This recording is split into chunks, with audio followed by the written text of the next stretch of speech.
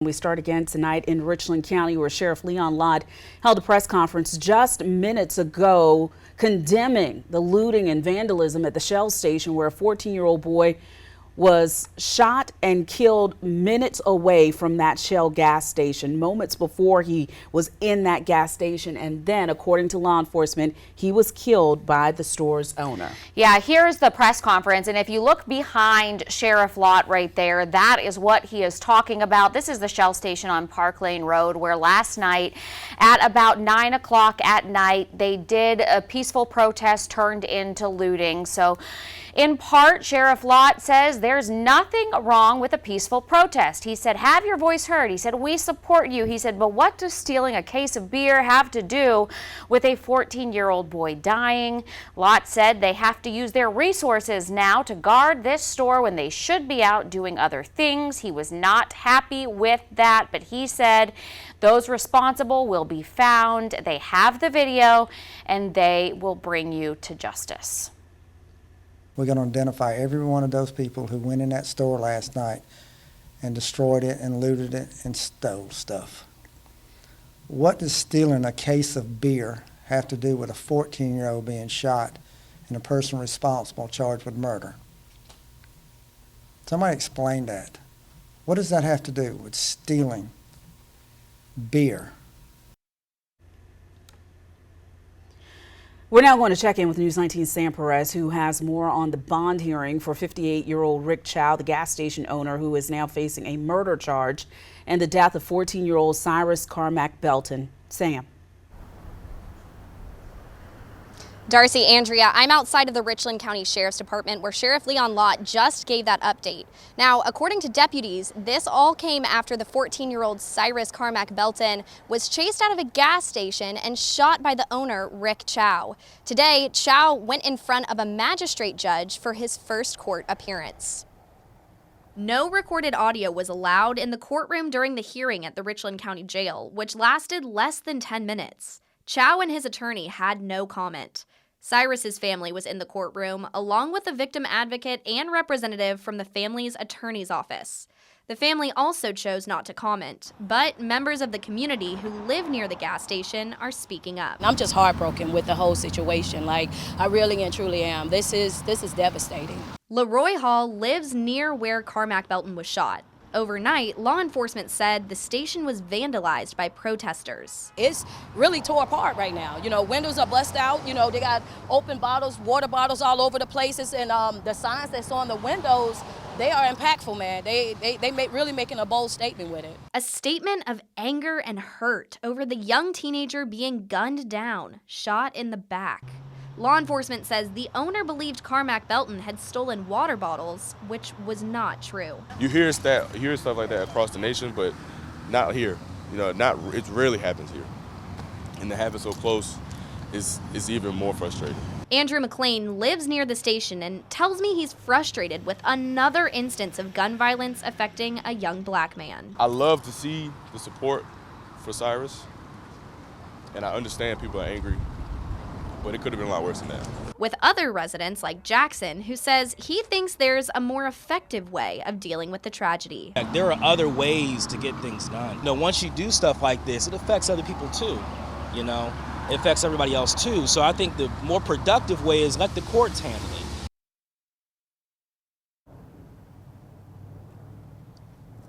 Chow will appear in front of a general session circuit court judge at a later date who can determine bond. Reporting live in Richland County, Sam Perez, News 19 WLTX. Sam, thank you so much. As we move this story along, there's no easy way to talk to our kids about this kind of violence. It is a tough conversation, but it's one more and more parents, Andrea and Taurus, are realizing that they're going to need to have often and early. With that being said, joining us now is Taurus Sanders. He is a licensed professional counselor, trauma expert. Thank you for having this tough conversation with us. We know the idea of a 14-year-old being gunned down is something that is not easily digestible by anybody. I don't care what your walk in life is. What do you say to our viewers who are just watching every day and saying, when will this kind of violence against children end? I think it's a very sobering situation. Unfortunately, on the anniversary, 3-year anniversary of George Floyd's death as well. So the timing of this is, it's unfortunate, and I think people are still trying to heal from other situations like George Floyd and many others. And unfortunately, this just causes the healing process to be prolonged. And we're still searching for answers for a solution. So I think in the immediacy, we need to identify what our emotions are, what our feelings are, and really be honest about that. Let me ask you, Taurus, if this is a wound that doesn't heal but almost keeps getting reopened, Yes. is what it kind of feels like. How do you start to move on or even attempt to pick yourself up and keep going when, unfortunately, in the news every day it seems to be something different when it comes to gun violence as well? I think, being honest about what the real answers to the problems are is inconvenient, and it's a hard thing to really acknowledge. And I think that's kind of where we're stuck. Mm-hmm. We have a lot of blame and finger pointing, but I think we're pretty clear about what the problems are, and how we are not necessarily helping our children to succeed as best in life. And I think this is another example. How did we, and I mean we collectively, how did we fail this child that lost his life, and how we can help others like him to not be in a situation like this, and to be able to handle situations that are tough when you're dealing with someone that may not understand you or willing to understand you. You come from an interesting perspective. Not only are you a licensed counselor, but you also have a background in law enforcement. Yes. You were a police officer for Correct. How many years? Over 14 years. Over 14 years. So you understand both ends of Yes. that spectrum. If there's one thing you can say to parents tonight who have sons, I've got 3 girls, so I don't know what you say to someone who has a little black boy. What do you say as a member of law enforcement, a former member of law enforcement, and as a licensed counselor? What's that one thing we need to make sure our boys understand every day? Well, I think first and foremost is the self-respect. And I think, when a person has self-respect and that carries and projects, it really communicates to another person, hopefully, to also reciprocate that. I think the other part, as far as the legal, is being aware of what your rights are. And even as kids, they need to be aware of that. I remember going through high school, there was a course where we were taught like basic law, and how do we respect police, how do we respect people of authority, teachers and whatnot. I think those are important conversations, but also be very strategic and very purposeful about having those conversations when you deal with law enforcement. What do you say, what do you don't say, what do you do and what you don't do, in order for that to go well. To any kids watching right now that feel like they're afraid to simply go outside, simply go in their neighborhoods, go in their parks, go in their convenience stores, what do parents tell them tonight to feel safe emotionally? Well, I think, we should and we must go on with our lives as normal. Being aware, obviously, this is situational awareness, that this is fresh. We're still trying to figure out what happened. And obviously, there's the cry for justice. But, justice happens on both sides, not only against the offender, but also on for the victim's family as well. How does that really look? And we don't know yet. I think also in part of that is how can we come together, because it's not just about, this family's child. This is about all of our children. Yeah. This is a public place, a convenience store. But I think just being mindful and just going about as normal as possible. We want to make sure our viewers have an opportunity to ask questions. Everybody doesn't have the benefit of getting the chance to talk to a licensed professional counselor, especially about something as traumatic as this. So Taurus is going to be with us throughout the newscast. So grab your cell phone, 803-776-9508, 803-776-9508. Longtime WLTX viewers know the number. Texting your questions. Yeah, we're not doing a question of a day today. This is what we want to talk about today. Are you struggling? Is there something you want to talk about with? He's an expert, obviously, 14 years in law enforcement and a licensed professional counselor. If you want to know the words to speak to your children about this, shoot us a text message. We're going to read some of your questions and ask Taurus about them coming up in just a little bit. Thanks for sticking with us for Thank this.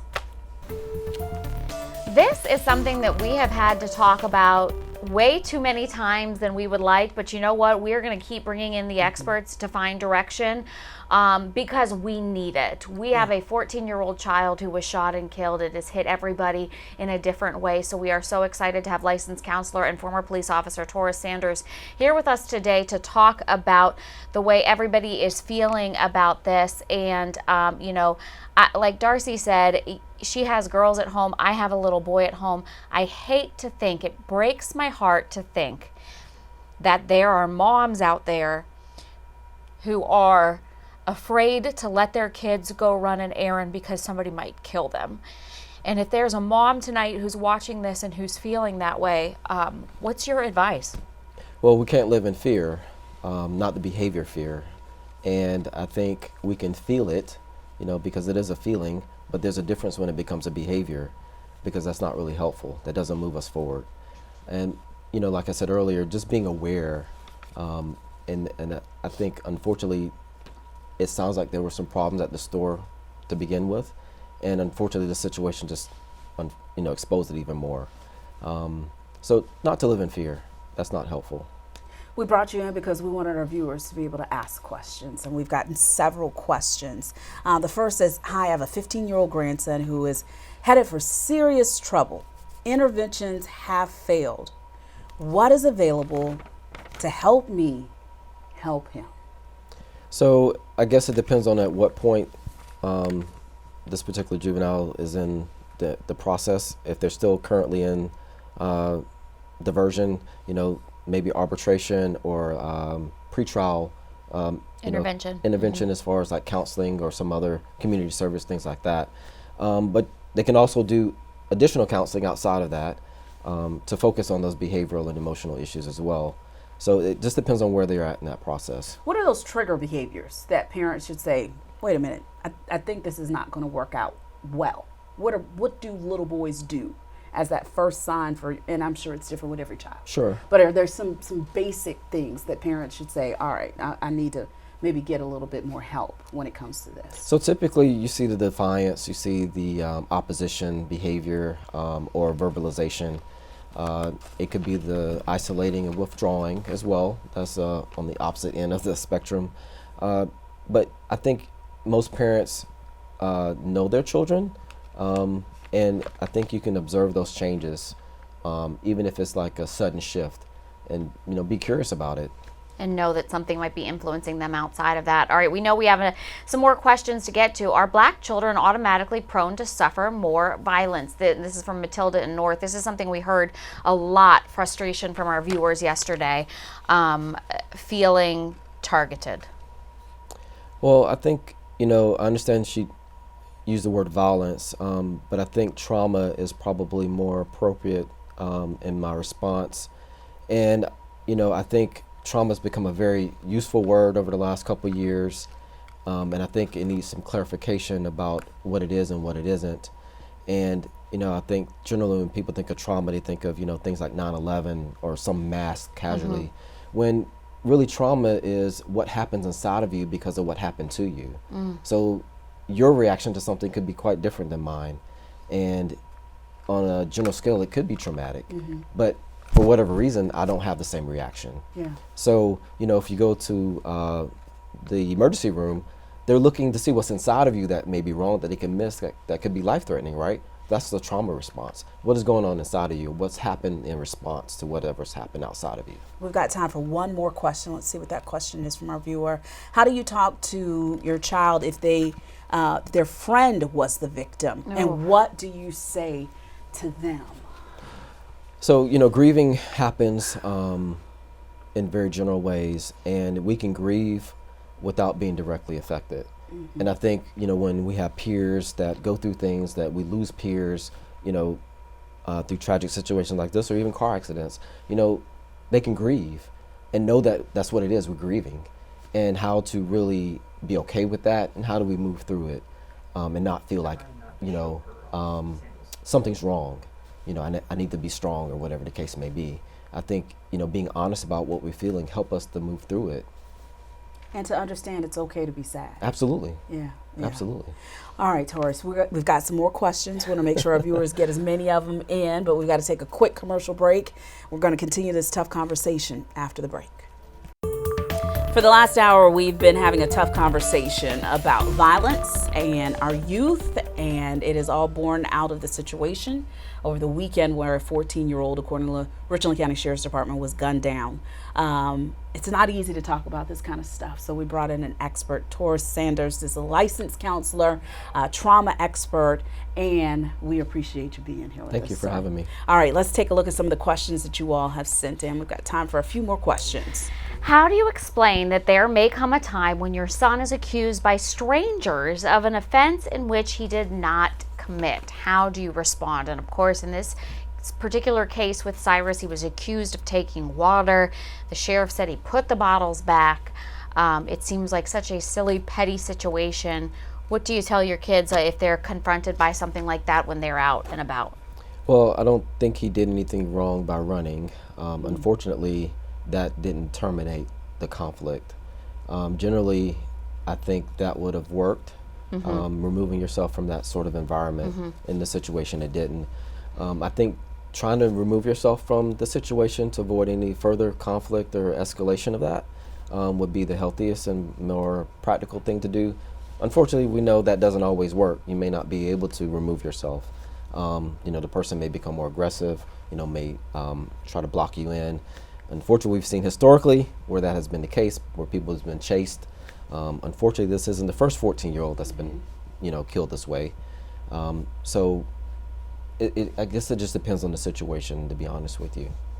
But the best course of action is to remove yourself from that situation. If you can, yes. Okay. All right, we've got another question from another viewer. How do you tell our black kids to act when an adult starts to act radical toward them? Maybe another situation where they need to remove themselves. Right. Huh? And, you know, perhaps, you know, trying to get help from someone else, even if it's a stranger, you know, say, hey, I need some help, you know, somebody's bothering me, harassing me, and see if that could help, you know, get some support, you know, get some alliance, and, you know, if law enforcement's been called, or maybe they can be called to get on the way. I think when a kid is left to deal with a situation like that by themselves, they're less likely to be successful with a good outcome. Are our children getting desensitized to these types of situations? I would say in some ways, yes. And I think in other ways, because of their youthfulness, they're going to respond in a fight mode, you know, flight or fight, right? So I think this is just a natural reaction in some regards. You know, how they navigate those emotionals, issues, I think that's where they struggle. I like that advice. I'm going to use that. Remove yourself from the situation. If you are overwhelmed, if you feel threatened, if there's not anybody else, no other adult in that situation that can help you, remove yourself from the situation. Taurus Sanders, thank you so much for your time. Licensed counselor with us today, and thank you for having me. 14-year police veteran. We sure appreciate your expertise. Appreciate it. Stay with us. There's more Friends after the break.